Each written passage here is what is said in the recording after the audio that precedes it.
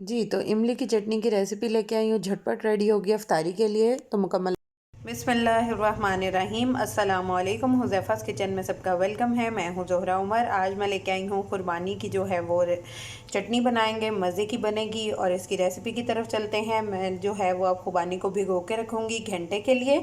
जितनी भी आपने बनानी हो खुबानी की उसके अकॉर्डिंग जो है वो आप इसको भिगो के रख देंगे।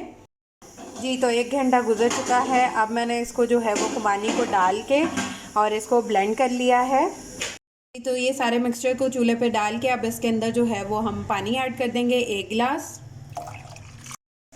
अब ये पानी पकना स्टार्ट हो चुका है। अब इसमें शुगर ऐड करेंगे।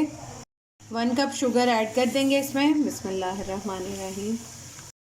अब इसमें पिंच जो है वो नमक ऐड कर देंगे और पिंच ही काली मिर्च ऐड कर देंगे।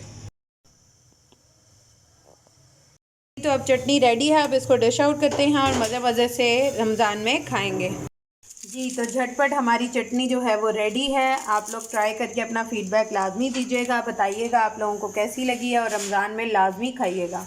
जी, तो आप लोगों ने देखा कि कितनी झटपट रेडी हो गई है और इजी है, कोई इतनी मुश्किल नहीं है।